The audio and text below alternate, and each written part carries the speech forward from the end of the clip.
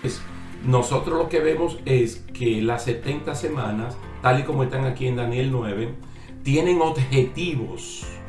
Aquí se ofrecen los objetivos por los cuales Dios determina la ocurrencia de 490 años que tienen que ver con el pueblo de Israel y con la ciudad de Jerusalén. Si desde el principio uno no marca esa referencia en su mente, no lo va a entender. Y al no entender esto, entonces se puede él mismo confundir, usted o cualquier otro, y también dejarse confundir cuando otra gente te habla cosas aisladas a las 70 semanas. Entonces,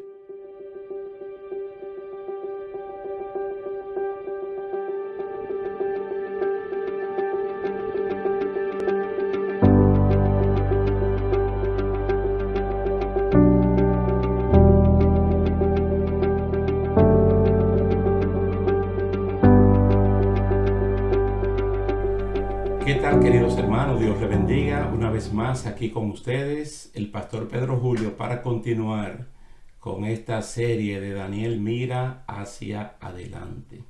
Estamos aquí tratando de explicar las 70 semanas de Daniel, tal y como están en su capítulo número 9, desde el verso 20 en adelante.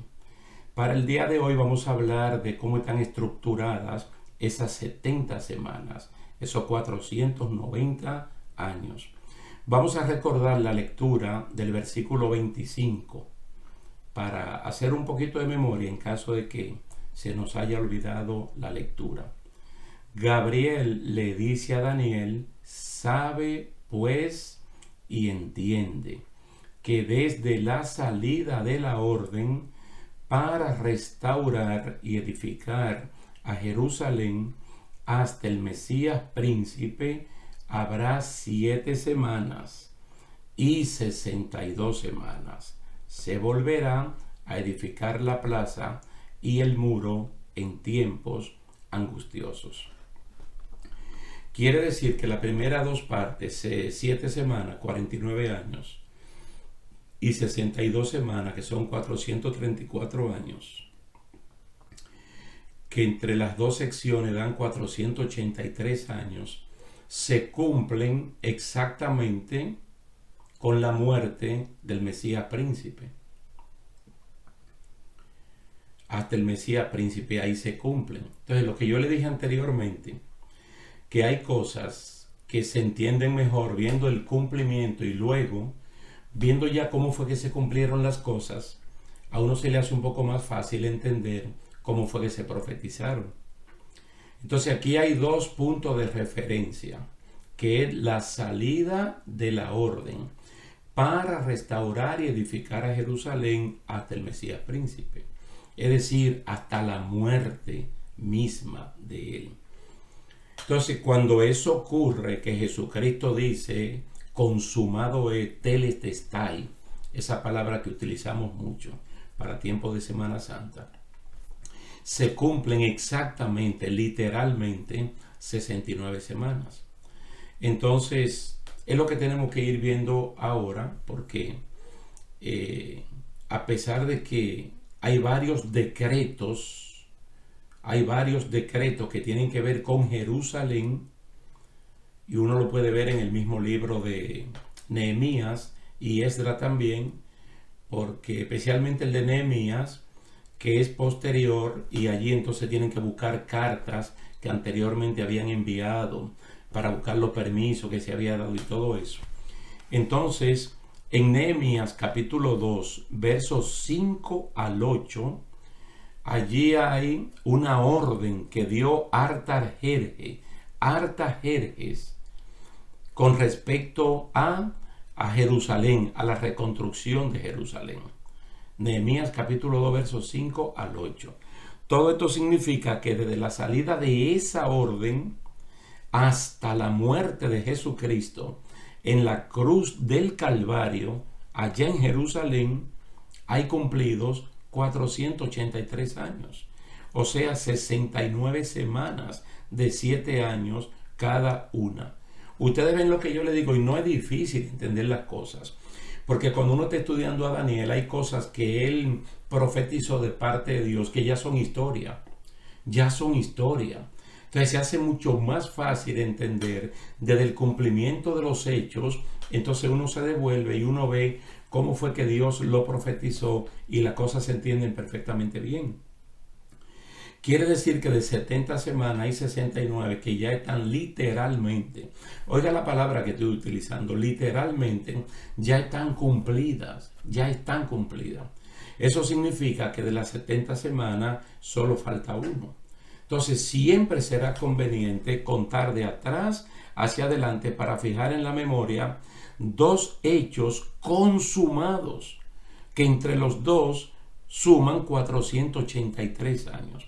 Cuando se da la orden, como está en Nehemías capítulo 2 versos 5 al 8, que no una orden que se da estando Nehemías, sino que en el libro de Nehemías se busca estas informaciones, porque los enemigos que estaban en contra, no de restaurar la ciudad, porque Nehemías lo que estaba restaurando era el muro de la ciudad. Entonces, como hay oposición, tienen que buscar los documentos, entonces encuentran documentos donde se había dado la orden. Entonces, cuando se da la orden, hasta el momento de que Jerusalén está reedificada, se cumplieron 49 años. 49 años. Ese es un dato que el capítulo 11 nos va a ayudar bastante cuando uno vea entonces parte del cumplimiento del capítulo 8, que es aquel macho cabrío que nosotros vimos representando al gobierno de los griegos, que tenía 4 alas, era un leopardo con 4 alas. Entonces, cuando murió Alejandro Magno, que es el que está representado por ese cuerno que salía entre los dos ojos, sus 4 generales se dividieron el imperio en 4 partes. Entonces yo le decía que la parte que tomaron los Seleucidas con Lisímaco, que tuvo que ver con la parte de Siria, de Babilonia y su influencia en Jerusalén, de ahí vino un descendiente llamado Antíoco, que este tipo profanó en su totalidad no solamente la ciudad, sino también el templo, y hubo limpieza y todo eso, pero que eso no tiene que ver directamente con esta orden que sale aquí. Pero hay un punto de referencia que posteriormente nosotros lo vamos a tocar, porque es bueno que ustedes sepan lo siguiente. Mira, Daniel, como le dije, y Ezequiel, básicamente Sadrach, Mesach y Abednego, que son los protagonistas más mencionados de la cautividad, los más mencionados. El asedio comienza en el año 605 y termina en el año 586, cuando 20 años después, cuando cae totalmente Jerusalén y todo es destruido, el templo es destruido, la ciudad es saqueada y se llevan a estas personas para Babilonia. Entonces, ¿quiénes se quedan en Jerusalén? Los pobres, los enfermos y los envejecientes, porque a Nabucodonosor esa persona no le interesa. Entonces él pone un gobernante allí para que esa persona cultive en la tierra y también paguen los tributos. Por eso quedó totalmente destruido. Entonces estas personas, que ustedes lo saben muy bien porque Jeremías 29, Dios le manda a decir al pueblo que está en el cautiverio que se olviden de volver hasta el cumplimiento de los 70 años, que se casen, que prosperen, que estudien, que compren casa, que negocien, que hagan de todo, porque incluso muchos por allá se iban a morir. Pero su generación de hijos, nietos y bisnietos son los que se iban a levantar. Bueno, cuando se da la orden, cuando Artajerjes da la orden para reconstruir a Jerusalén, ahí que comienza el reloj de las 70 semanas a moverse. Ahí comienza a moverse. Entonces, todo lo que hace Zorobabel, Jesúa, Esdras, Nehemías, eso dura 49 años. Ahí se gastan, por así decirlo, 7 semanas. 7 semanas. Y hay una inauguración muy grande. Ustedes han leído en el libro de Ageo, y si no lo han leído, yo les recomiendo que lo lean, ese librito completo que es de la poscautividad, donde allí el Señor desafía a que si alguien conoció el templo de Jerusalén, el templo que fue construido por Salomón, entonces le dice que la gloria postrera de ese templo, con menos lujo, con menos calidad en la construcción, iba a ser mayor que la del templo de Salomón, porque ahora hay otra connotación. Entonces, cuando se hace esa celebración, exactamente se cumplen 49 años, 7 semanas. Pero la misma inauguración del templo comienza el reloj a marcar por 62 semanas más, es decir, 434 años, hasta que Jesucristo muere en la cruz del Calvario. Hermano, esto es extraordinario porque mire, Ageo, Malaquías y Zacarías son los últimos profetas del Antiguo Testamento y ellos son contemporáneos, son coetáneos, son del mismo tiempo. Y ustedes saben que con Malaquías se cierra el canon completo del Antiguo Testamento y por 400 años no hay revelación escritural de parte del Señor hasta que aparece Juan el Bautista y el Señor Jesucristo. ¿Y qué tiempo dura el Señor Jesucristo en esta tierra? Entre 33 a 34 años. Porque Cristo comenzó su ministerio a los 30 años, al igual que Juan. Y más o menos 3 años y medio después, a Cristo lo ejecutaron en el Calvario, allá en Jerusalén. Entonces, cuando el Mesías príncipe muere, cuando Él dice telestai, cuando Él dice consumado es, oh Padre, en tu mano encomiendo mi espíritu, se cumplen literalmente, oiga lo que le estoy diciendo, literalmente 434 años. Más 49 desde la orden para construir y edificar a Jerusalén, hasta que eso se hizo, eso suman 483 años completitos. Probablemente para usted y para mí no sea usual contar el tiempo como lo contaban los judíos, pero para eso ello no era raro. La manera de contar semanas de año, eso venía de tiempo antiguo. Por ejemplo, le voy a recordar el caso de Jacob. El caso de Jacob, el hijo de Isaac, cuando él se fue donde Labán, dice que él trabajó una semana de 7 años por Raquel. Trabajó una semana de 7 años por Lea. Génesis 29, 26 al 28. Y el capítulo 31, verso 41. Génesis 29, 26 al 28. Y 31, 41. Te voy a trabajar una semana por esta, una semana. Pero no era una semana de 7 días, de lunes a domingo o de martes a lunes, sino 7 años. Y posteriormente que él lo dice, yo trabajé 20 años aquí, 14 años por tus 2 hijas. Ustedes lo pueden leer en el capítulo 31 de Génesis. Yo trabajé 14 años por tus 2 hijas. ¿Qué son 14 años? 2 semanas de 7 años. No es difícil de entender, hermanos. Son formas, son el uso y costumbre de este pueblo y nosotros con el uso de la hermenéutica ahora lo podemos entender perfectamente bien. Es decir, no hay problema, Dios no está hablando una cosa enredada. 70 semanas están determinadas sobre tu pueblo y sobre tu santa ciudad. Y como Él está entendiendo lo que le están revelando, Él sabe que son 490 años. Y Él sabe que Él no lo va a ver eso. Por eso yo le dije al principio que leyéramos a Primera de Pedro capítulo 1 verso 10 al 12. Porque no eran semanas de 7 días, cosa que Él lo pudiera ver con sus ojos. Daniel no iba a vivir 490 años para ver la muerte de Jesucristo. Por ejemplo, 483 para ver la muerte de Cristo. No, la vida no le iba a alcanzar. Otro ejemplo es el que está en Levítico capítulo 25, versículo 8 al 11. Por ejemplo, los 50 años del jubileo. El jubileo, cada 50 años había jubileo. ¿Cómo era que se contaba? 7 semanas de años al siguiente año. 7 por 7, 49. Al siguiente año se celebra el jubileo. Entonces, como 50 años se ven mucho, ellos le iban contando día 7 por años. 7, 7, 7 y así. Ya en 49. El siguiente año nos preparamos para el jubileo.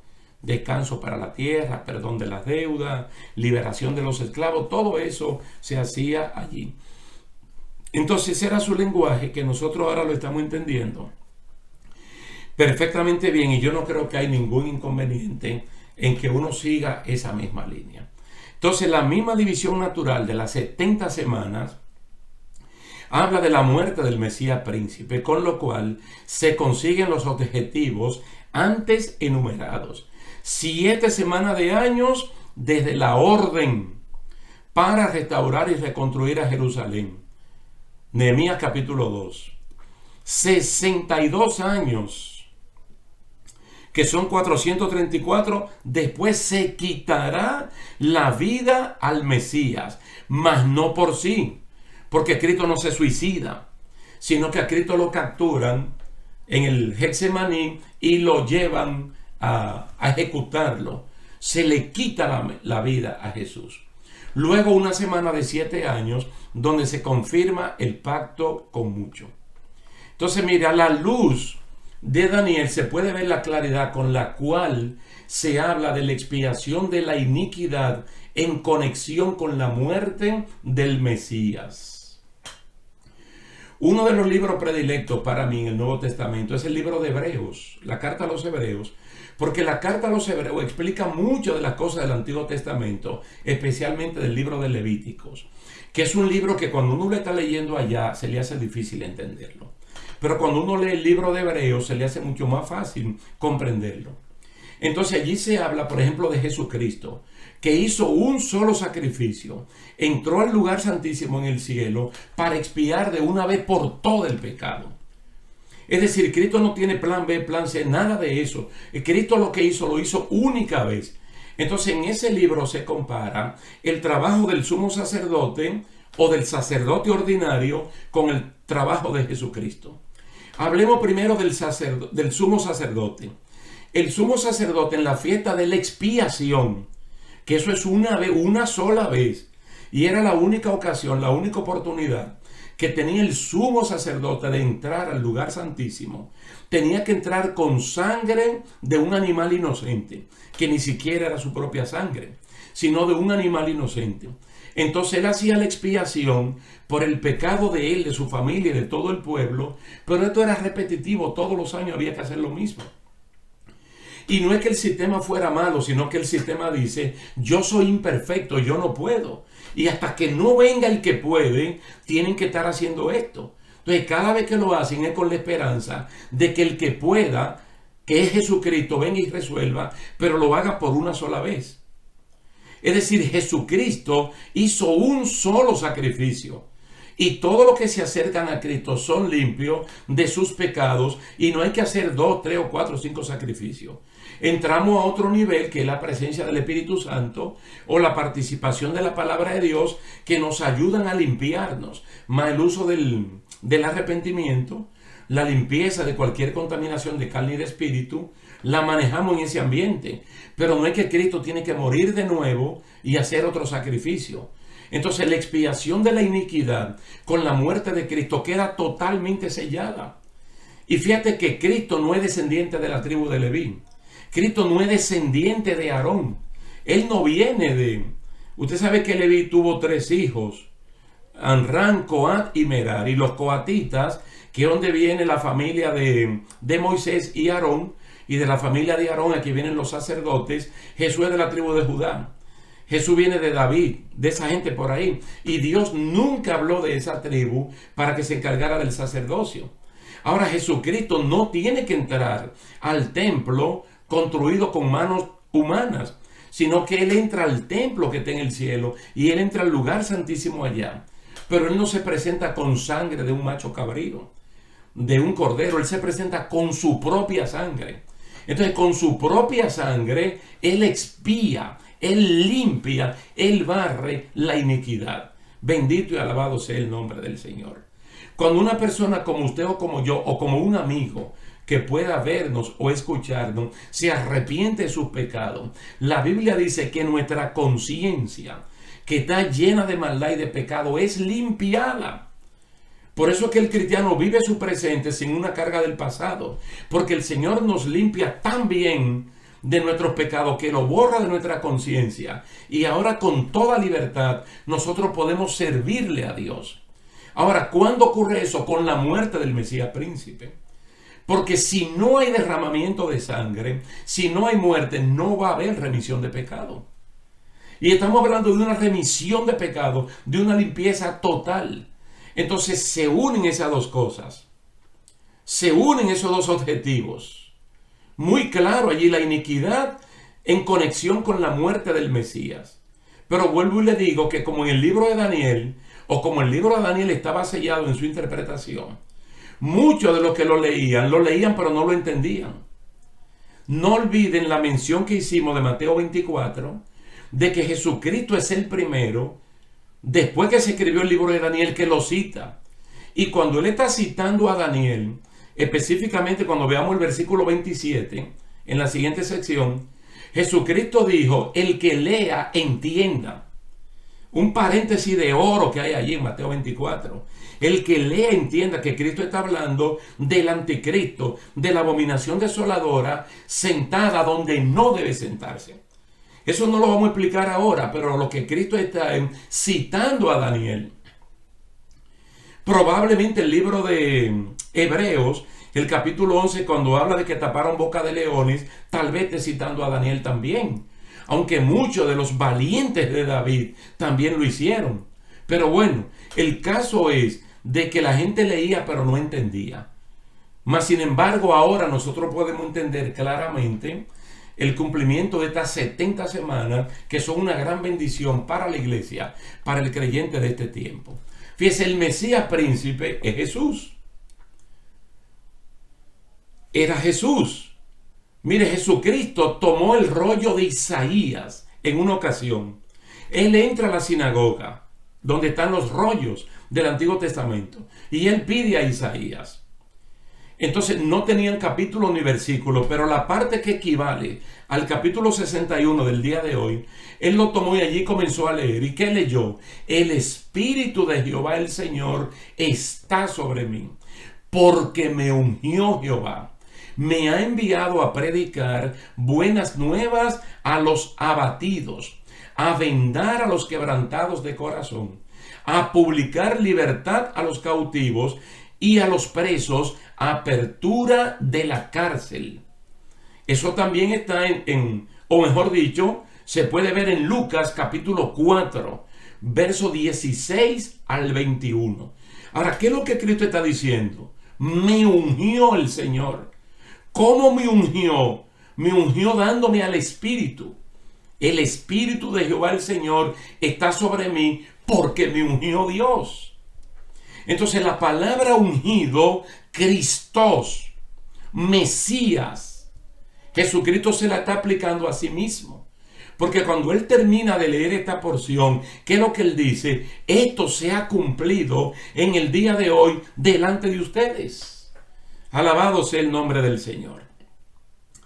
Allí él se lo dijo así para que ellos entendieran.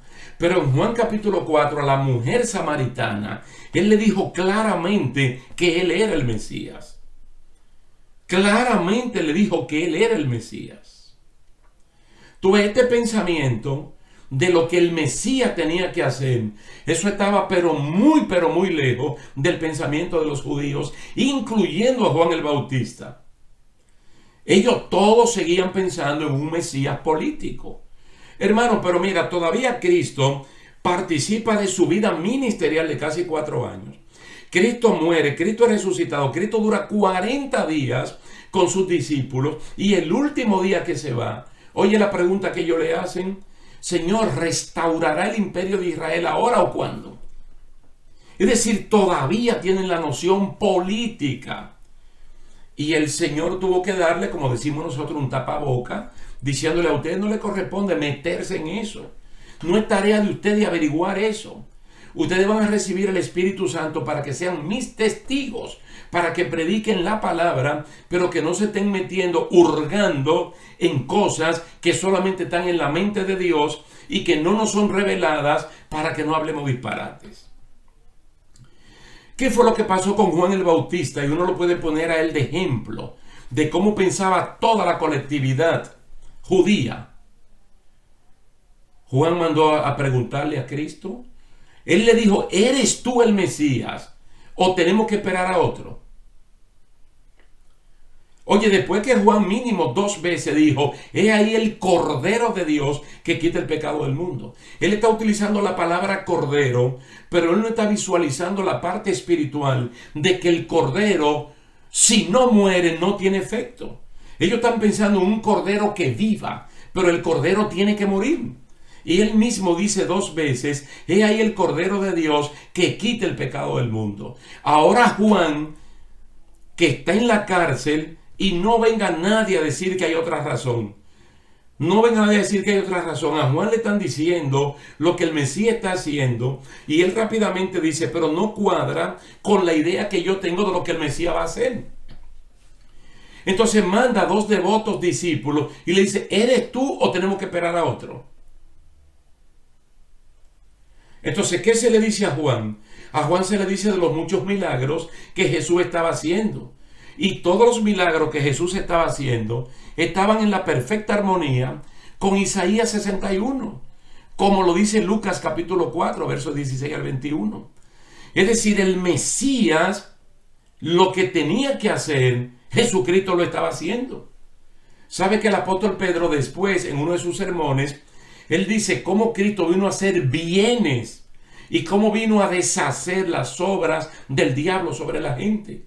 Entonces, parte del trabajo del Mesías era ese.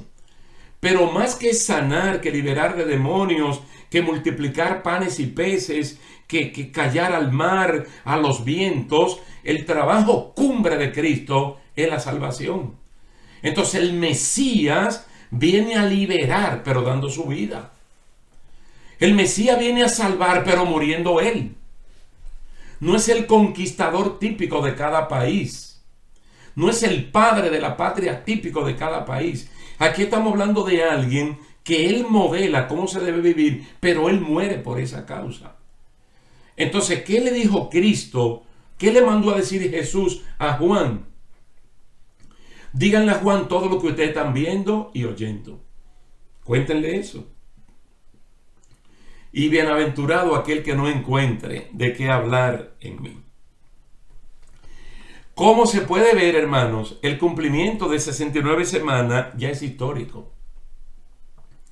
Eso está consumado. 69 semanas ya están consumadas. Oiga lo que le estoy diciendo. Eso está, pero literalmente. Aquí nosotros no tenemos que espiritualizar este asunto. Esto no es un asunto para espiritualizarlo, porque 483 años son 483 años que se iban marcando. Pero es interesante que cuando se cumplen 483 años, como que entonces se abre un gran paréntesis o se detiene el reloj. Solo falta una semana de las 70 semanas para el cumplimiento cabal de toda esta profecía. Alabado sea el nombre del Señor. Yo creo que al momento que yo le estoy hablando a ustedes, o al momento que Jesucristo murió en la cruz del Calvario, que dicho sea de paso, el velo que dividía el lugar santo del Santísimo en el templo de Jerusalén se rasgó de arriba a abajo en 2 partes y quedó abierto el camino para que todo el mundo, sin ningún intermediario sacerdotal, pueda buscar de Dios, acercarse a Dios. Hermano, esa es la bendición, esa es la apertura de Dios. A eso era que se estaba refiriendo los primeros 3 objetivos de las 70 semanas de Daniel, tal y como se le están diciendo.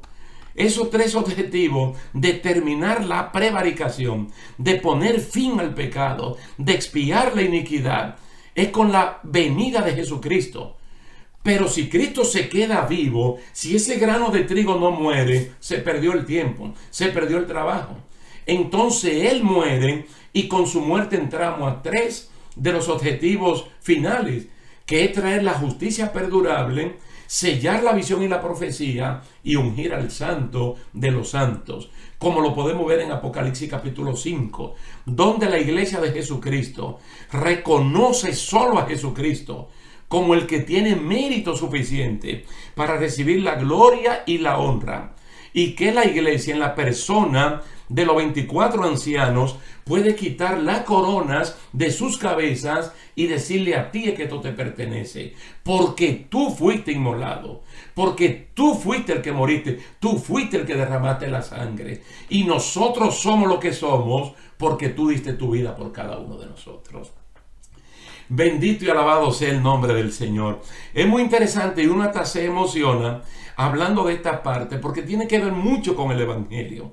Y nosotros lo vamos a dejar aquí, y nuestra próxima sección lo vamos a utilizar solo para ver el cumplimiento de la semana número 70.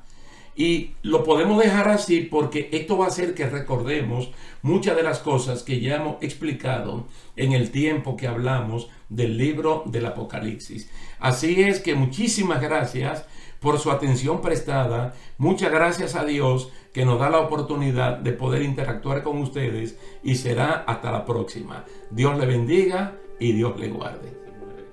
Ahora, ¿cómo termina el gobierno del anticristo en Armagedón? Con la segunda venida visible de Jesucristo. Entonces el anticristo simplemente lo toman preso, junto con el falso profeta, y lo lanzan al lago de fuego. Y el diablo, Satanás, el dragón, la serpiente antigua, simplemente lo apresan y lo van a meter en una cárcel que se llama el abismo, y allí va a estar por 1000 años. Pero ya eso lo explicamos.